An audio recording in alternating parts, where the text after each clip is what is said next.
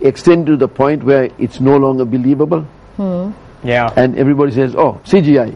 So I don't want to go to that extreme. I use it very, very carefully. Now, for instance, in this film, as we all know, we did not explode the plane. You know, we had the plane flying and it explodes in the sky. So obviously it's CGI. But if you notice it, I used it to such a minimum that you might not even say CGI. Yeah. But you know I'm not going to blow up my plane. Well, To be honest, when you showed me the scene, and by the way, I just got a tiny sneak peek of the movie, I was like, wow, you blew up your own plane. And you're like, no, man, it's CGI. I was like, what? No, because, I mean, you really can't tell. It's true what he says. Yeah. When you So, look at the film, so the answer to your question is, we must use CGI, but be very careful and be very, very. I mean, don't overdo it. That's all. Don't overdo it. My question regarding CGI being computer generated, a lot of people are actually now saying that sometimes we don't even need to tell a story because there are far too many real stories. How do you feel about certain filmmakers just rolling the cameras, following people around, no scripts, nothing? You just let it to the reality movies, reality TV shows. Do you feel it's sometimes, pardon the word, it's an insult to the creativity of a director, a scriptwriter, a screenplay? I don't consider filmmaking, any type of filmmaking, as an insult to anybody. Everybody has their right and their prerogative to do it. They're all different techniques, but I am a great believer in story. If it does not look good on the page, it's not going to look good on the screen. So it's very simple. Sometimes I'm asked to give talks to students, and my lecture, my talk only takes 10 minutes because story, and surround yourself with talented people. That's the answer to filmmaking, in my opinion. You know? So you're okay with all these new people calling themselves or christening themselves as director, writers, when they actually are just following some famous person around and bring it out, chop it down to 2 hours, and voila, movie. Yeah, but that's a different style, and if there's an audience for it, good luck. You know what I mean? But still, I think people want to get involved emotionally. Otherwise, it's more like a documentary. True. Or it's just a visual thing, pictures. But movie going and going to the theater, in my opinion, is to be entertained and to get emotionally involved for a couple of hours. So I think the story, once again, the story is a very, very, very important factor. Jason, like take the final? Yeah. All right. So I mean, me as I'm really interested in film. I'm a young filmmaker as well. Like, what would you have to say to the kids watching the show right now, the people watching? How do you get involved in this industry? All right. What, you just go get a camera and start shooting? Well, you know, when I first started in the movies, and I soon after I did Bridge on the River Kwai at 17, I wanted to make a movie, and my father just laughed me off. You know? And I wrote a script, and I carried the script for 15 years, and nobody paid attention. And the reason for that is making movies in those days was a very costly affair. I mean, you know, people, you tell them you want to make a movie, and they look at you, how much it's going to cost? So many millions? Are you for real? You know, whether it's your father or anybody, nobody's going to pop the bucks. So I think today we have a great ability with the new technology. Instead of saying I want to make a movie, you can make a movie or a short movie and show it to somebody, and that way it's a calling card. You see your talent, so you showcase your talent even in a small way in a 10-minute shot. Before this, we could not even do that because we had to use celluloid and hire cameras and all this. This you can do on the phone with your little phone, your little HD camera. The creativity is possible, and that is the passport to getting from A to B. Well, before we let you go to the final question, those are watching right now, we're slowly getting back to the theater now, to the cinema. As a filmmaker, talking about the movie Common Man, you're to talk to our listeners. What about the Common Man would make them come back to the theater? The beauty of the widescreen, of being in the dark and totally immense in those scenes. Yeah, Common Man is absolute 2 hours of entertainment. I think it moves at a fast pace. It keeps you interested in the movie, and I think the story unfolds in such a manner that it holds your attention till the very end of the movie. And I think that is entertainment, and I think that's what I, as a director, would like to do, and I also want to create as much audience as possible. I don't want to show it to a niche audience. When I make a movie, I try to get the mass audience. So we cannot do the big movies that cost 200 million. So we have to come up with stories and project the images of something that will hold their attention for those 2 hours and entertain the public. Okay, I was told I have for one more question. Is this your favorite among all your movies? I know every movie is like a child. That's right. Is this the favorite one? Of all the movies I have made, that I have directed. Yes, putting you on the spot. I would say yes. Yes, yes. Although I did Road from Elephant Pass, which also was quite successful. You know. Yes, it was. But this is the baby. This is the baby. So far. There are many babies to come. Well. Yeah, with Jackie Fernandez. I like me some Jackie. You're not welcome on the set, huh? Oh man. That one was on camera, by the way. So you really are not welcome on the set. If you're watching this, no, I want to see you. But if Jackie okays it, it's okay. Oh, nice. We'll look forward to seeing the movie and hopefully end of the month. Especially since we are now coming back to the theater, to the cinema. Good. So we'll take a very short break, and when we come back, more of the movie day here on GMSL.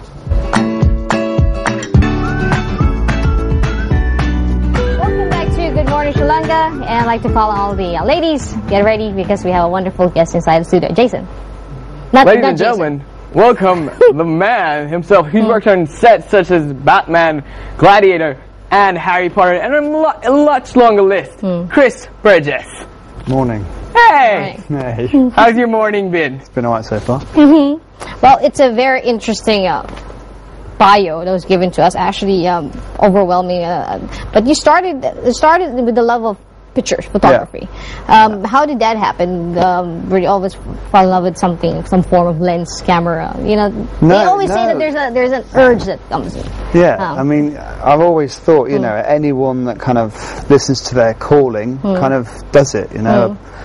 A poet doesn't have to think about writing poetry, they just have to write poetry. It's the same with filmmaking. Anything creative, you know, if it's an effort for you to do, is it what your calling is? And with photography, for me, the age of 9, I got my first SLR camera, and that was it really. I don't know why, there's nothing really that sprung out, it just made sense to me. So did you have to go to film school? Because a lot of Sri Lankans, they ask me the question, hey, do we have to go to film school? Well, I didn't. Self-taught with the photography, self-taught with the filmmaking. So my answer would be no. But that's not saying that going to film school or going to any sort of university is not a bad thing. I know plenty of people that have got great careers that took that path. I know people with just as good careers that didn't take that path. You know, there are no rights and wrongs about getting into the film industry. There's no rule book. You just got to do it. You just got to go for it. Okay, before we get into the filmmaking part, just a little bit of the photography. Our viewers will get to see some of the pictures. Is it encouraging for you nowadays that every single person who has a camera can be a photographer? And now here's the thing. I am old school, okay? I still love the feel of the film. I'm so sorry. I still love the feel of the film. Yeah. I always feel like the Instagram, all these add-ons to your... Seriously, you get pictures. Is it inspiring, or is it frustrating for you that a lot of people now can come up with wonderful pictures after taking 110 good pictures? So I mean, it's not frustrating. I'm not an elitist. I'm seriously not. And the more accessible filmmaking is, the more accessible photography is, and the more people enjoy it, then brilliant. I think that's great. You know, it doesn't threaten me as a photographer because someone could have a £9,000 Hasselblad Mamiya. Dev Patel right now. Yeah. But if they got give them the best equipment. If they haven't got that gift or the eye, doesn't matter what they've got, they're not going to take great photographs. So even though you've got millions of people that are able to take photographs, you're still going to get people that are better and going to get paid for it. Now we got Ed Westwick on camera. Well, the ladies watching, how was it working with this gentleman? Is it easy? Because we always see the ladies getting photographed. Is it harder to photograph men, like to make them pose? No. Or do you ask them to pose? No. When it comes to, I much prefer give me a good model, give me a good actor, and I'll take the actor every time. Because they bring so much more to it. There's you know, models can do great face and great teeth and great everything else, but actor just gives that substance, that kind of deeper sort of texture that you can relate to. More realistic, in a way. Well, it's just different. It's just different. You know, you just kind of connect with it more. Yeah. With models, you don't quite connect with it more. With actors, they kind of bring that emotion to it, and it's a lot easier to be able to. You know, they bring something to the table as well. You know, a lot of models, they wait, and they need to be directed sometimes, and they need to be sort of explained what you want from them. An actor will bring something to the table, and then you both work together and get a synergy, and that comes across either through a moving picture or through a still. But I much prefer absolutely shooting actors. Well, my partner mentioned the movies that you're part of, and I'm pretty sure most of our viewers would like to hear from that. Because like as soon as before we started rolling, I was like, all right, so Gladiator, Batman, have I got everything done? Oh wait, no, Harry Potter. I was like, what? He's worked on anything. So all right, all this great list of movies. Which one is the most favorite experience working on set? Which film was it? Tough, really.